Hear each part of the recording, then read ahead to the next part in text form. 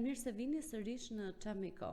Në takimin e radhës dua t'ju prezantoj me një figurë të njohur të historisë, të kërkimit shkencor, pa diskutim, një vlerë e rrallë e arkivave shqiptare, njëkohësisht edhe një dëshmitar i asaj çfarë ka ndodhur në Çamëri.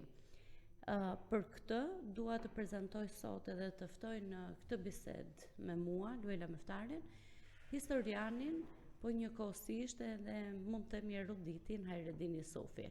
Ka shkruar shumë libra për Çamërinë, për rezistencën, për qëndresën, po patjetër edhe për masakrat.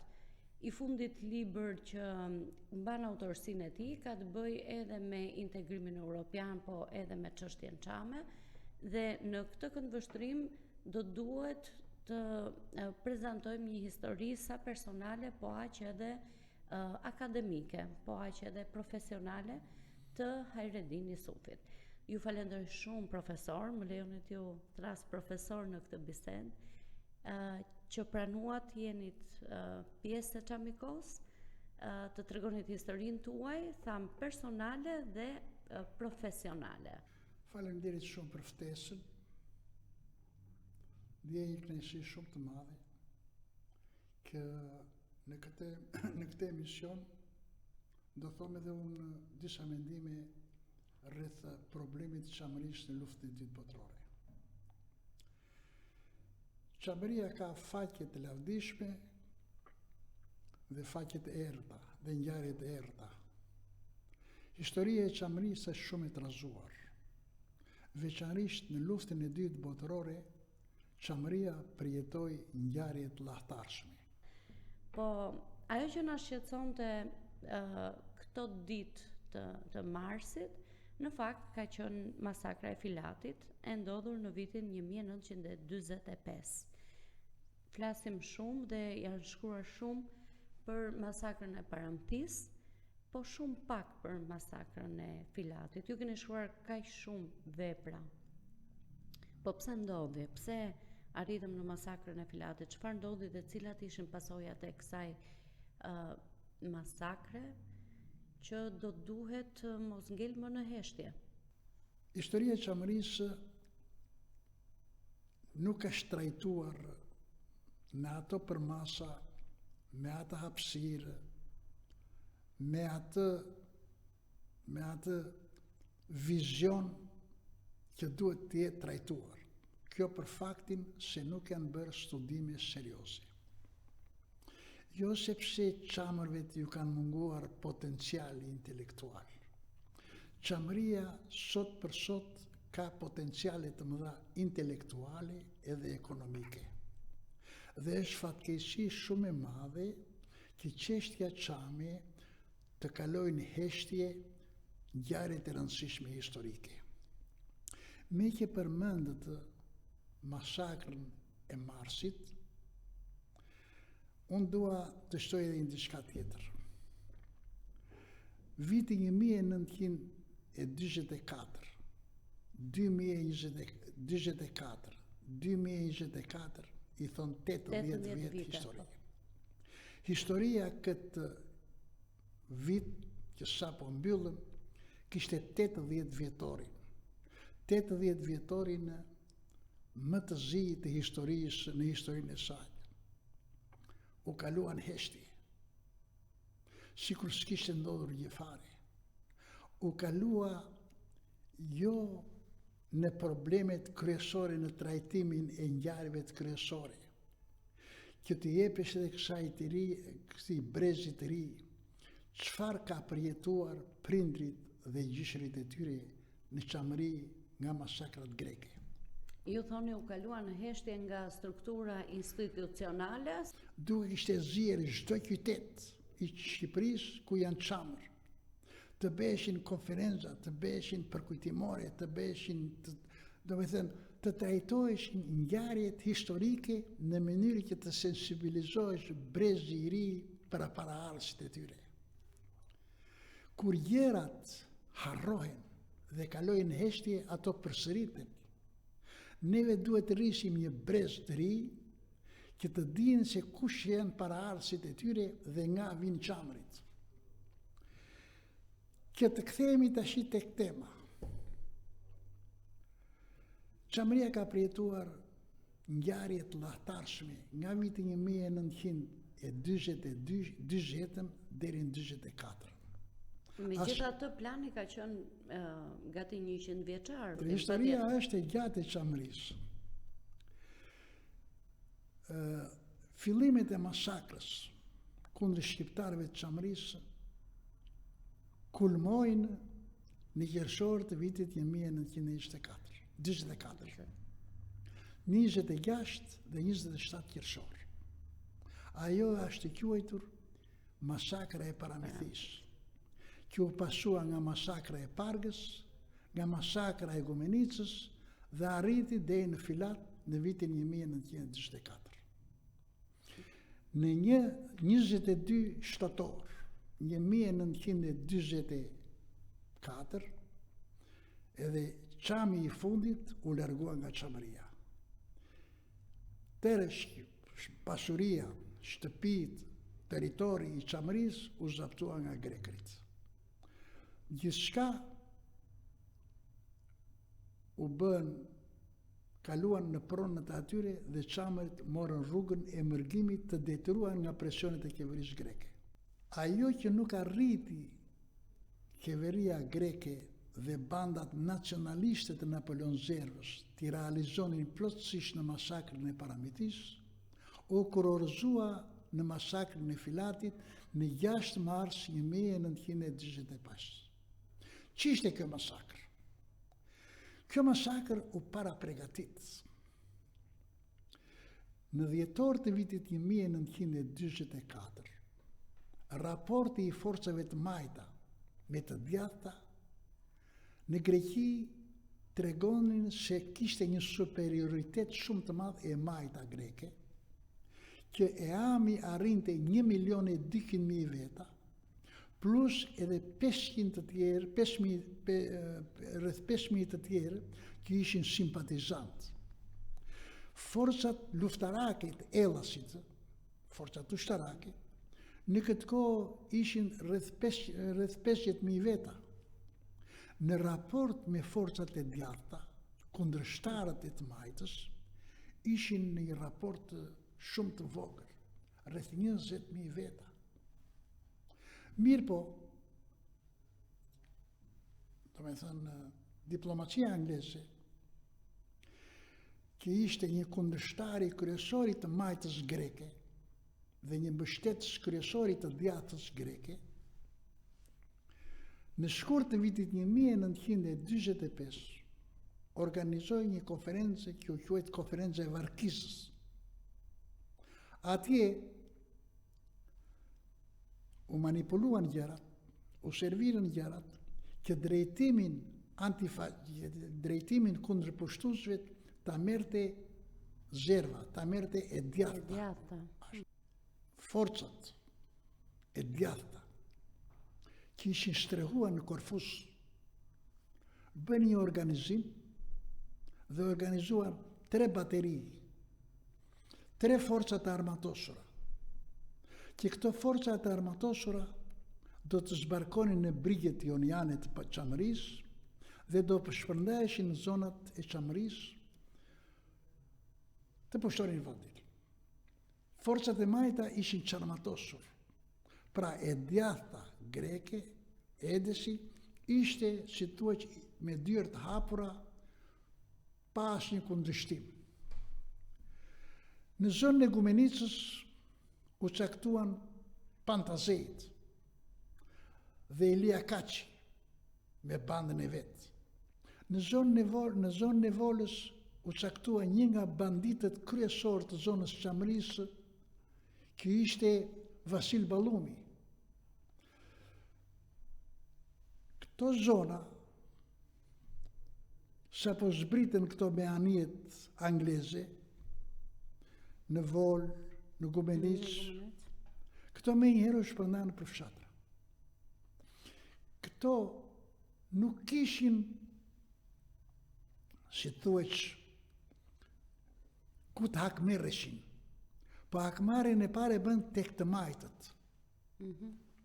Çamrit që kishin ikur nga shtatori i vitit 1944, Po.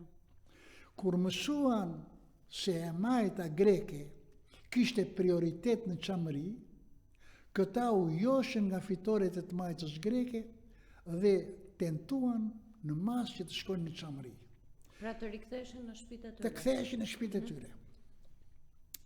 Në këtë kohë, Komiteti Antifashist, që drejtohesh nga figura të shquara, me Musademi në krye, ju bëri thirrje popullit që të mos lëviznin. Nga ana tjetër e majta greke përsëri i bëri thirrje popullit të çamërisë dhe që thuhet Komitetit Antifashist që ishte krijuar në dhjetor të 44-s, që mos lëvizni, se neve nuk e kemi nën kontroll çamërinë. Ne vërtet e kemi nën kontrollin si thuhet administrativ, por në çamëri ka shtëpia të prishura. Ka një tendencë hakmarrje dhe neve nuk kemi në gjendje që të marrim përsipër mbrojtjen tuaj, sistemimin tuaj, me ushqime, me veshje, me strehim. Mirë po padurimi i çamërve për të kthyer në pronat e tyre, në pronat e stërgjyshëve të tyre, në shtëpiat e tyre, në gjithçka që kishin në mrapa, dhe për të lehtësuar nga ajo jetë mizeri që kalonin në qiell të hapur, në për çadra, edhe herë me shtëpi, herë pa shtëpi. Vendosën që një masë e mirë e çamërve, rreth 4-5.000 veta, të shkonin çam me vete, çam do me thënë individ të veçantë, çam me familje. Dhe këta u sistemuan kryesisht në zonën e Filatit. Se qeveria greke këtu vendosi një rregull të fortë, që asnjë njeri nuk do kaloj lumin Kalamaj nga çamrit. Në mënyrë që ti kishte nën kontroll. Pra kishte dhe një lloj kufiri. Një lloj kufiri se parashikonte rrezikun. Megjithatë, shumë të krishterë që kishin miqësi të sinqertë me çamrin, vinë dhe i takonin këta në Filat. Kur bandat që tham zbritën në zonën e çamërisë, Filati u gjen në një presion të fortë të Ilia Kaçës. Ç'është Ilia Kaçi? Ilia Kaçi është një fshatar i krishter nga zona e Filatit. Ky është nga Palofshati, ose Palohori që i thonë. Një fshat i vogël, me drejtim plektoral, e pak bujqësor, ishin 4 vëllezër, këta në vitin 1941 deri në 1943, ishin si thuhet liderit kryesor për formimin e celulave të majta. Në vitin 1942-43, ky bile u bë edhe Li Kaça u bë edhe komandant i batalionit të partizanëve në Sul, njëri me shumë influencë, me shumë mikë bashkëvendas çam.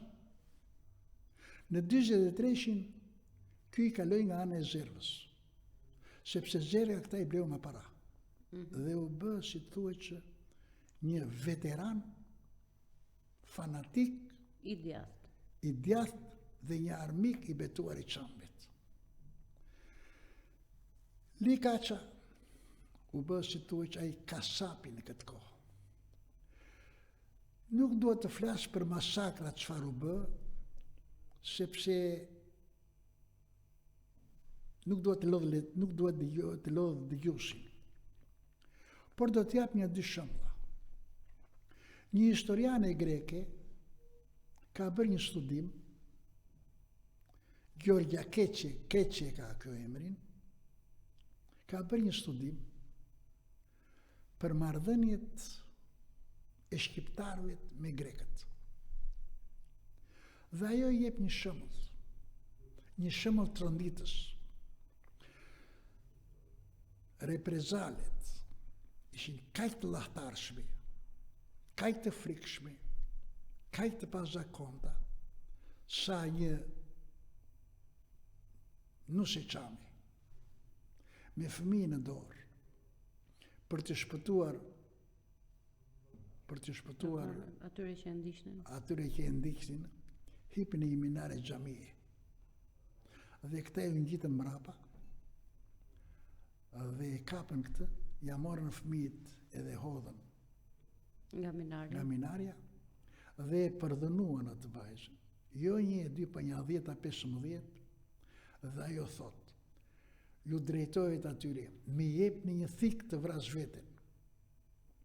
Se kjo, më falë, filloi të urinonte kelb edhe gjak.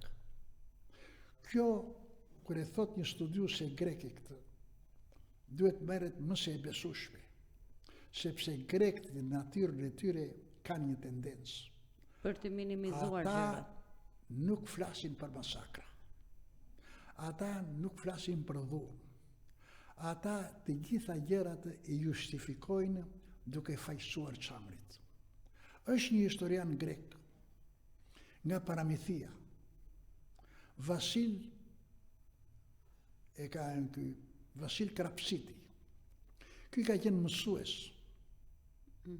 Dhe ka bërë një libër goxha të madh, Mysliman shqiptar të Çamrisë, dhe ka bërë dhe një ditar, Imerologio, edhe thot, Çamrit thot, duhet t'i paguanin të gjitha ato gjëra që kanë bërë ndaj të krishterëve. Dhe këta nuk duheshin falur. Pra këtu është një urrëti jashtëzakonisht e madhe për Çamrit. Në fund të fundit, çfarë ka një fëmijë, çfarë ka një grua, çfarë ka një plak ose një plak që të hakmerret në mënyrë të tmerrshme, të vritet e të zvarriset, kur ajo s'ka bërë asgjë. Secili mban përgjegjësi për vetveten. Mirë, po kjo është një tendencë. Çamrit kishin një urrëtie nga grekët vetëm e vetëm pse nuk kishin kombësinë greke dhe nuk flisin gjuhën greke. Por marrëdhëniet e Çamëve me të krishterët historikisht kanë qenë jashtëzakonisht mira. Dhe atë që kanë bërë Çamrit ndaj grekëve, se kanë bërë grekët ndaj Çamëve. Është rasti të përmendim që kur në Filat beshin masakra të mëdha, pati edhe elemente krishterë nga fshatrat që zbritën në një magazin të madhe që dikur ajo ka qenë konvikt i shkollës Filatit, Kotrofio e ka emrin ajo, është një shtëpi dikace, unë kam qenë e kam parë atë. Atje ishin mbyllur gratë dhe nuset e reja, edhe vajzat, dhe këto ishin në mëshirën e ushtarëve dhe të civilëve, që hinin, i përzgjedhin, i merrnin, i trajtonin në mënyrën më të trupshme dhe masi kryenin veprimet e tyre, i çonin me thikë dhe i linin të vdekur. Populli i fshatrave të Filatit, të rrethinave, u revoltuan kaq shumë sa ata u turën dhe e zaptuan këtë ndërtesë, i morën këto gratë dhe vajza në shtëpinë e tyre dhe sipas adresave që u dhanë këta, filluan të njoftonin njerëzit dhe kanë dalë dhe i kanë marrë këta në zonën kufitare i kanë përcjellë. Unë di shumë raste të tilla.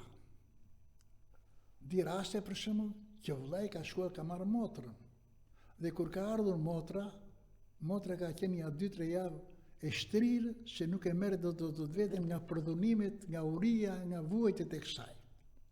Pra me një fjalë, shqiptarët ortodoks, të krishterët ortodoks, me muslimanë shqiptar, kanë qenë të mira, por këto nuk arritën që të krijonin një opinion edhe të qeveritarët. Politikën e kanë prishur, do me thënë, trazirat i kanë krijuar politikanët. Se sa marrëdhënie të mira kanë patur muslimanët me të krishterët marrin filatin, po u tregoj 2 raste. Në vitin 1910, një kishë e filatit ishte ndërtuar, por për mundësinë ekonomike që kishin ata të krishterët, nuk ishin bërë këmbanën. Paria e filatit, me të fshatra edhe fshatrave, mblodhen pare, derdhen një këmban nga bakri, e morën atë këmbanën, me hoxhën dhe priftin për para, dhe e tundi hoxha. Mirë po ka i do betheni shumë të madhe kjo. Pra kisha u ndërtua, pra Kisha në një farë mënyrë, këmbana u ndërtua nga shqiptarët që nuk ishin këmban. E dyta, në filat, të krishterët e filatit nuk ishin vend për ndërtuar një kishë. Dhe ishe një siklet shumë i madh. Një qam i filatit, me emër dhe me mbiemër, thëriti metropolitin i tha, ndërtoje kishën pranë shtëpisë time, në trullin tim, dhe atje është ndërtuar kisha që duket ndërtimi i kishës dhe shtëpia e këtija. Dhe unë këtë e kam gjetur në librat greke dhe kam kënaqësinë shumë të madhe që të bëj një shkrim për të trajtuar se sa jashtë fanatizmit ose si thuhet, sa tolerant kanë qenë këta. Kanë qenë vetë populli, domethënë Të dy muslimanët palët. edhe të dy palët. Shqiptarët e çamërisë dhe grekit i bashkojnë shumë gjëra. I bashkon qinjësia, i bashkon bashkëtesa, i bashkon armonia, i bashkojnë shumë gjëra të përbashkëta dhe ajo që i ndan është propaganda dhe përçarja nacionaliste. E vërteta është se qeveritë tona bëjnë pak për të vënë dinjitetin e popullit në vend. Minoritarët që kemi neve në Shqipëri, grek, janë sjellë jashtëzakonisht mirë me çamrin. Me çam. Konispolatët, familjet konispolate, pa dallim muslimane dhe të krishterë, janë sjellë jashtëzakonisht mirë. Na kanë hapur dyert, na kanë dhënë të gjithë ndihmën e tyre me ato mundësi dhe kushte që kishin, se dhe ata ishin sapo dal nga lufta.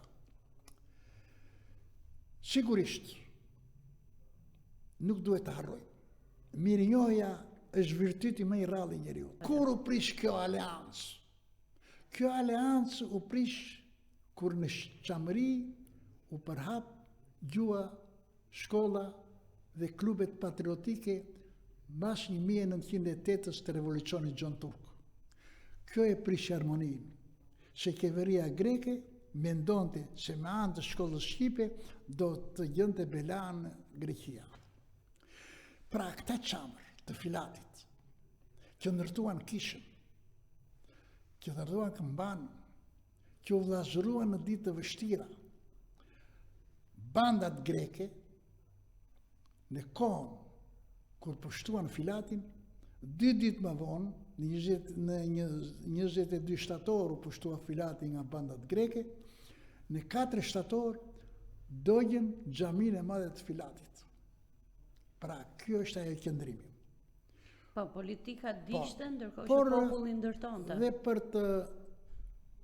për të treguar dhe një aspekt tjetër, sa të frikshmi, sa të lahtarshmi ishin masakrat në filat, po u tregoj një shembull. Në mes të turmës u zgjonja 60 burra. Këtë numër e japin grekrit. Dhe u qua në një vend dhe u pushkatuan të gjithë me breshëri pushki. Ranë ata të gjithë në tokë. Njeri prej tyre, Ismail Nina, ka emrin, u paraqet sikur ishte i vdekur. Dhe më vonë çohet dhe shkon te një krishter. I thot, më ndihmo të ngjej, të arratit, të kaloj kufirin në Shqipëri. Tregojnë një autor grek, tregon në librin e tij se neve, thot, në Filat, thot, nuk mund të hapnim dritaret nga era kundërmuese që vinin nga viktimat. Pra, ky Ismail Nina që është sot nga Filati, erdhi në Shqipëri dhe u vendos në Durrës. Unë e kam njohur personalisht. Sepse ai ishte një 5-6 vjeç më i madh nga unë. Pra, memoria e tij, kujtimet e tij ishin... Dhe kjo arratis. Dhe shkoi në Australi. Mori një grua greke dhe lindi 3 fëmijë. Vajza atia është nisur nga Australia. Ka shkuar në Filat, ka pyetur bashkëqytetarët e vet të mësonte historinë e jatit, atë histori tragjike që jati ja kishte treguar me dhimbje shumë të madhe. Profesor, kush janë më të rëndësishme, dëshmit, kur duam të shkruajmë historinë, dëshmit e atyre që janë të gjallë në këto histori, po njëkohësisht edhe arkivat? Të dyja plotësojnë njëra tjetrën. Të dyja, njëra i flet mendjes, tjetra zemrës, si është? Jo, të dyja plotësojnë njëra tjetrën. Dokumentat janë më të besueshme. Dëshmit, kur plotësojnë dokumentat, janë një zë më shumë. Unë për shembull jam dëshmitari atyre ngjarjeve. Unë i kam kaluar të 90-ta. Jam ke 92-3 vjeç. Kur kam ardhur këtu, unë kam qenë goxha djalë. 13 vjeç djalë, një 13 vjeçar, mban mend. Mua më kujtohet kur mbaja si thuaj atë dengun në krah dhe heqja rrugës. Ka qenë një çarçaf i bardhë, besoj. Aty ka qenë një kalvar i dhimbshëm që heqje dhe nuk dije se ku do përfundonte nata e kur do kthehesh dita. Sa fëmijë ishit ju atë? Neve kemi qenë 2 vëllezër dhe një motër. Motra ishte e sapo lindur 6-7 muajshe, vëlla ishte i vogël për dore, unë isha më i madh, kishim dhe 2 prindrit. Dhe iknim dhe kishim marrë neve aq plaçka sa mund të marrë një gjeldeti. Qa mund të marrin në aty, do me dhe në një mulese. Dhe kam një kujtim shumë interesant nga minoritarët. Ndërkohë që iknit. Në kohë kur vinim. Ishte në ndorë i vitit 1944. Neve ndaluam në Sopik. Sopiku është një fshat në Kodër. Nga Xhadia në krye të fshatit ishte një shtëpi e vetme, e kam parasysh tani. Na zuri një breshër i madh qiu dhe zbresin 2 burra të krishterë, marrin familjen tonë, kur them familjen tonë të Xhaxhait, që i bëheshim një 10-15 veta, dhe na quan në shtëpinë e tyre. Na dhanë rresat, na pritën me shumë përzemërsi dhe u detyruan që të grumulloheshin vetë në një dhomë. Sopiku e kishte shumë të vështirë për ujë. Ajo mund të kishte 2 kilometra, 3 kilometra rrugë për Shkëmbej, për të shkuar e për të marrë ujë. Ato nuk na linin neve të lodheshim për rrugë, por na mbinin vetë ujët. Kjo është një sjellje e jashtëzakonshme. Dhe e kanë gabim të mendojnë se shqiptarët e Çamërisë nuk jetën mbështetje tek konispolatët, te Vërejpirotët. Unë kam shumë kujtime të mira për të krishterët e minoritetit grek në Shqipëri, kam shumë mikë prej atyre, dhe këto kujtime unë ja kam thënë edhe nipave dhe stërnipave të mi, dhe këto kujtime I keni shkruar edhe në një libër. I kam shkruar dhe do t'i trajtoj edhe më gjerë. Shpërngulja e Çamit në Shqipëri ishte një tjetër etapë. Ishte një tjetër vështirësi. Neve erdhëm në një shtet i sapo dal nga lufta, që nuk mundet të administronte popullsinë e vet të plotësonte nevojat e fshirë. Megjithatë ngjetëm të gjitha mbështetjen e sipas mundësive. Por ajo që mbetet është një gjë, të mos harrojmë historinë. Kush harron historinë, humb identitetin e vet.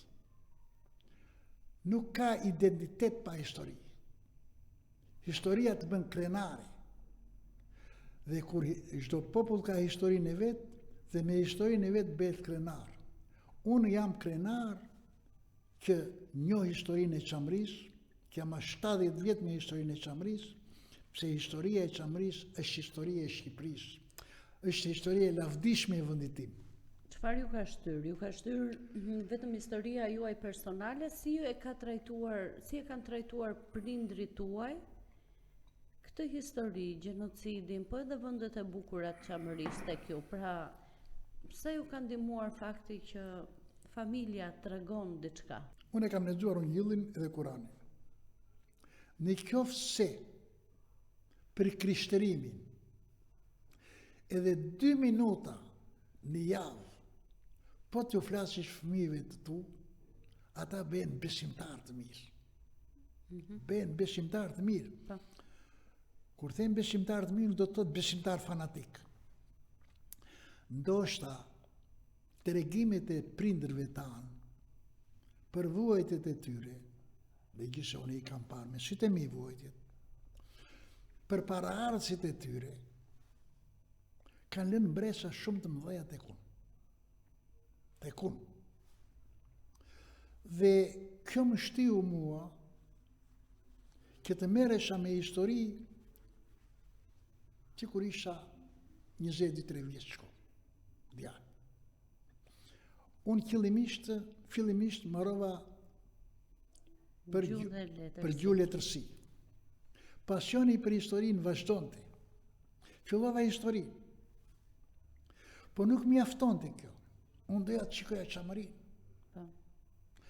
Dhe unë e di që ju keni shkuar në një kohë shumë të vështirë. Ju keni shkuar atëherë kur nuk shkonte askush. Unë kam shkuar në vitin 1989. Kam shëtyr të Çamërinë. Nuk kam në fshat dhe qytet të Çamërisë pa shkuar. Si historian e bët këtë? Unë kam qenë një vizitor i thjesht tek mikët e familjes time. Gjeta ngrohtësi shumë të madhe. Kam shkuar në për fshatra, kam shkuar në për qytete, kam qenë shumë i kujdesshëm.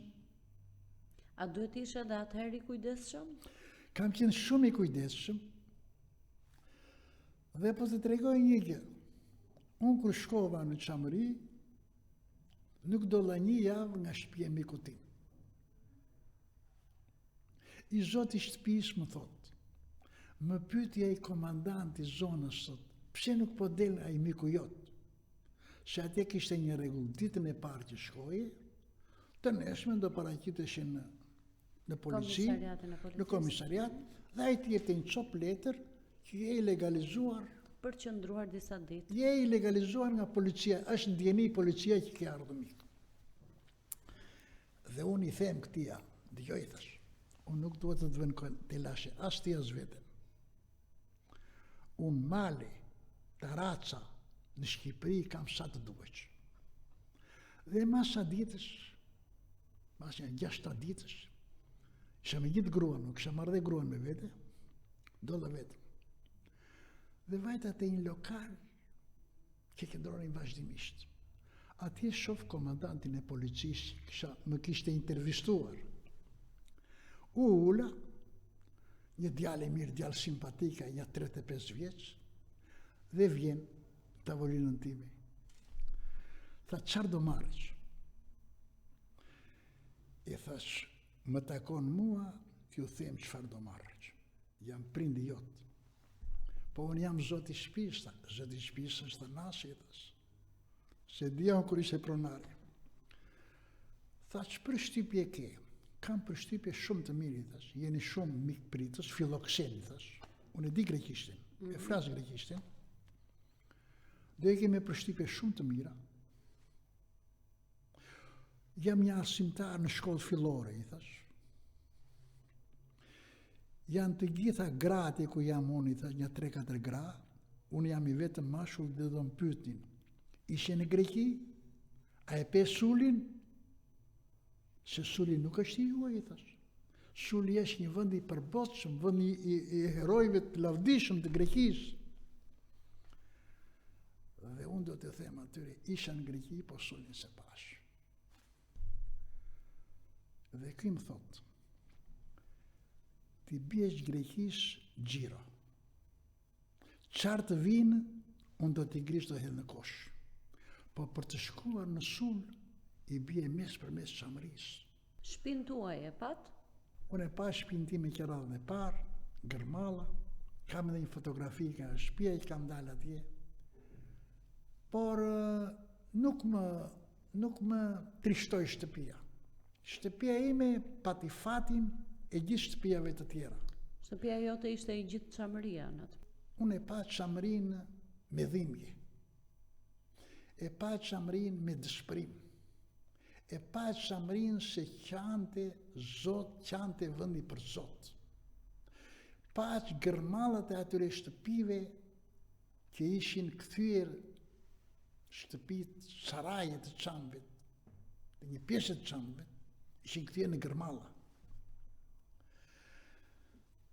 Dhe ata gurët më duke sikur vajtonin për zotërit e tyre. Pash dritaret e shkatruara, kolonat e shkatruara, që gurët e shkalitur ishin marrë dhe ishin ndërtuar pallatet në Bregdet, në Gumeniç, në park e tjerë. A ishte e lehtë, ishte një lloj si fotografia që kishe në mendje kur erdhe fëmijë? A ishte një lloj si ato që të kanë treguar? Unë kam ardhur rreth 12 vjeç këtu. Sigurisht një 12 vjeçar ka të parafytyrimet e lagjes e të fshatit. Nuk shkon fantazia atia, ose si të thuhet, nuk shkon njohja ati për vetë fshat, për te fshatit vetë. Dhe realiteti është më i bukur kur je fëmijë, besoj. Realiteti është më i bukur për aq sa mendon fëmia. Me dritën e kandilit ose të llamës, shihin çfarë bënin do dëgjonin prindrit. Mirë, po historia e tyre ishte histori tragjike dhe neve na fiksoheshin ato. Edhe sot e kësaj dite unë fiksohem. I kam të fiksuara ato tregime. Ato më ngjallin emocion, ato më ngjallin trishtim, por ato edhe më bëjnë dhe krenar që ai popull që erdhi kaq i vuajtur, kaq i shkatruar, shpirtërisht e moralisht, e mori veten dhe i kuadrua dhe krijoi sot një potencial.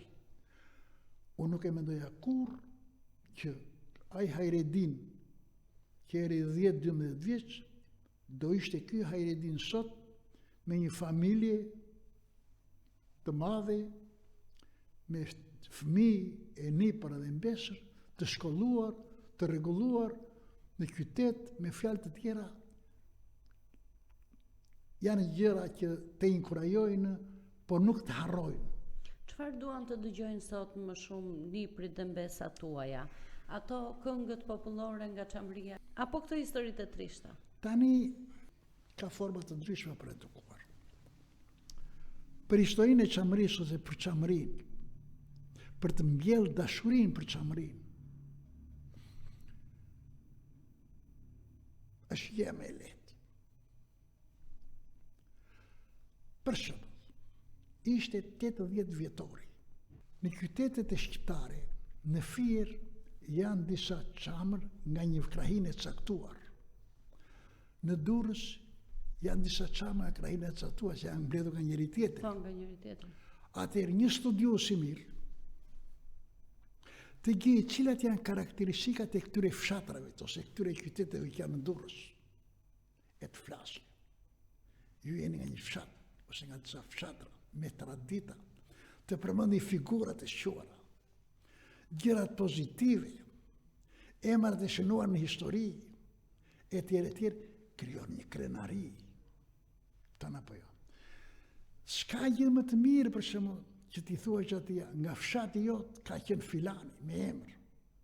Qoftë edhe një këngëtar i bukur, për shembull Koska, një fshat i vogël, në një lugin. Kjo veç atyre të gjesh ata koçoti, ju jeni nga Koska. Koska është një fshat që ka heroin më të madh të Çamërisë, Haki Rushitin, Muharrem Rushitin. Muharrem Rushitin, gazeta politike e Ali Xhelos që dilte në Vlorë e quante Isa Buletini i Çamërisë. Ky nuk la fshat të Shqipërisë Jugut pa shkuar me qetin e tij në mbrojtje të forcave të greke. Por pak e njohim ne. Tani kjo është krenari. Dhe kur nuk e njohim ne që jemi Çam, Ashtu. imagjino shqiptarët që kanë... Kjo është krenari.